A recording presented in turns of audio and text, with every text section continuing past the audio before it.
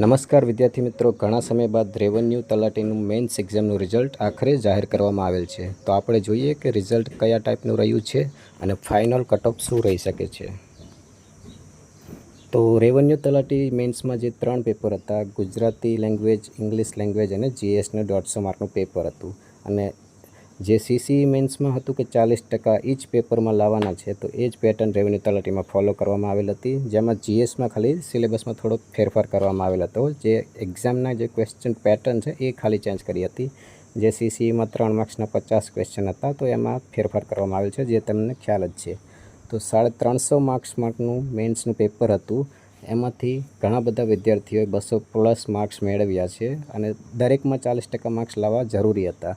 જેમ કે ગુજરાતી 100 માર્ક્સ છે, તો એના 40% 40 માર્ક, ઇંગ્લિશમાં 40 અને જીએસના પેપરમાં 60 માર્ક કમ્પલસરી હતા. તો જોઈએ કેટલા લોકોએ ક્વોલિફાય કર્યા છે અને કેટલા લોકો ડિસ્ક્વોલિફાય થયા છે. તો 2300+ વેકેન્સી, આઈ થિંક 2389 જેટલી વેકેન્સી હતી, જેમાં 5636 એસ્પિરન્ટ ક્વોલિફાય થયા છે અને 6536 ડિસ્ક્વોલિફાય થયા છે. જેની અંદર ઘણા બધા લોકો એબસેન્ટ પણ રહ્યા હતા. તો જે આ 5636 લોકો ક્વોલિફાય થયા છે, એમાંથી આ 2300 જગ્યા ભરવાની છે. તો કટઓફ કઈ રીતનું રહી શકે છે જોઈએ. જે આ રિઝલ્ટ આવેલ છે એને આપણે ટોપ ટુ બોટમ રેન્કમાં ગોઠવીને આખી એક પીડીએફ બનાવેલ છે, જે તમને ટેલિગ્રામમાં મળી જશે. તો ત્યાંથી તમે તમારો ઓલ ઓવર રેન્ક પ્લસ જે આપણી કેટેગરી વાઇઝ રેન્ક પણ જોઈ શકો છો, જેની પીડીએફ હું અપલોડ કરી આપીશ. તો ફાઇનલ કટઓફની વાત કરીએ તો જનરલ મેલનું કટઓફ 184 આજુબાજુ રહી શકે છે.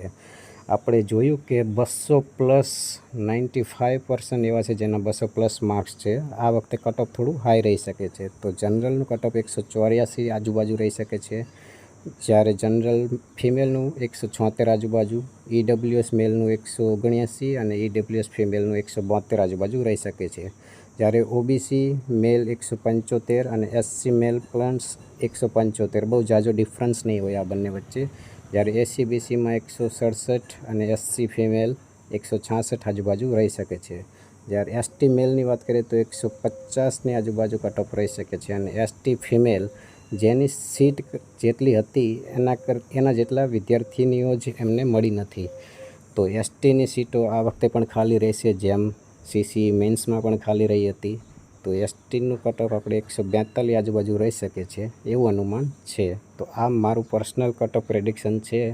જોઈએ હવે ફાઇનલ કટઓફ થોડાક દિવસોમાં જાહેર કરવામાં આવશે. Thanks for watching. અને ઓપ્ટ આઉટ લોકો કરે